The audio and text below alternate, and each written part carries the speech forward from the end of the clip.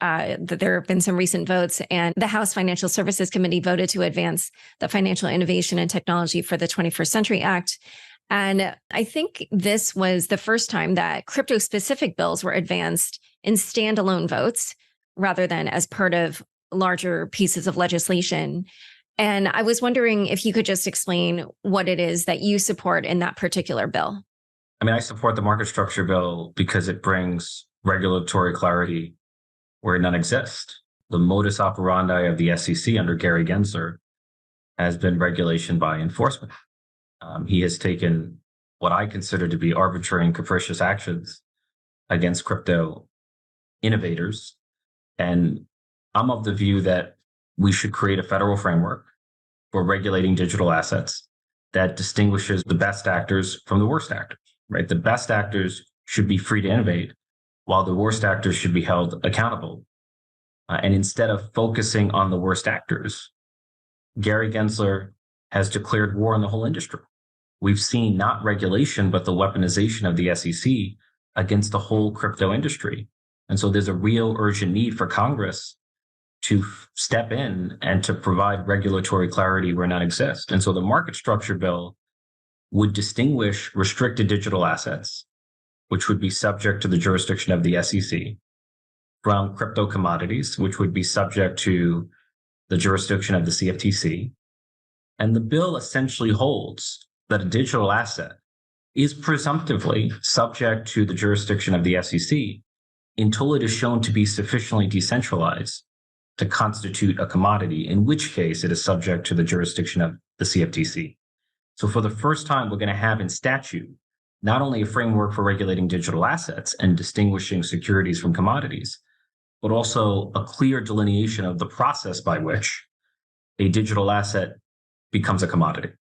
And there was another bill that also advanced the Blockchain Regulatory Certainty Act. What is it about that bill that you support? The two bills that I support were the market structure bill and the stablecoin bill. Everything else, none of those bills were, we were presented with an opportunity to negotiate. So those are the only two bills that I committed to supporting. And for the stablecoin bill, I know you're a big proponent of those. Explain your position on those and, what you'd like to see happen with stablecoin legislation. It's often said that crypto has no use case, which to me is a fallacy.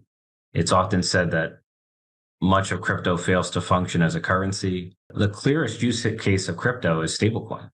Stablecoin is, in some sense, the truest form of cryptocurrency because it functions as a currency. And there should be a framework regulating stablecoins, which has the potential to revolutionize payment systems in America. We want to ensure that every stablecoin is fully reserved and that those reserves consist of 100% cash or cash equivalent, and that customers have clearly defined redemption rights under federal law. All of that requires legislation. And one of the most controversial issues in the negotiations around stablecoin has been the question of federal preemption or state path. My view is that there's long been a tradition of dual regulation of financial services on the part of the federal government and the states. Just like banking has a federal charter or a state charter, stablecoin issuance should have a federal license or a state license.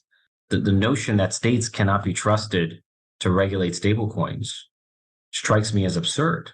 By what logic can a state be trusted to regulate a fractionally reserved bank, but cannot be trusted to regulate a fully reserved stablecoin?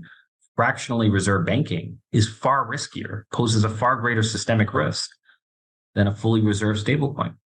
So you'd like to see the preservation of the BIT license or the power of the New York State Financial Department of Financial Services?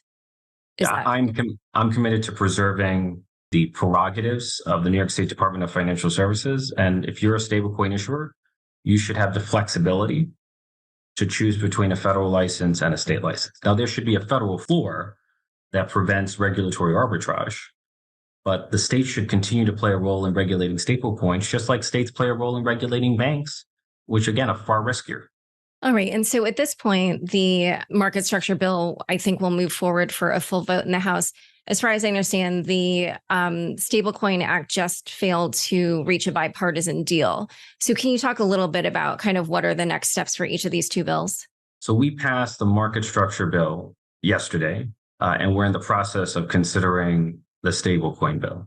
Even though negotiations between Chair McHenry and Ranking Member Waters have collapsed, I do anticipate that there will nonetheless be bipartisan support for the stablecoin bill, and it's likely to command more bipartisan support than the market structure bill did.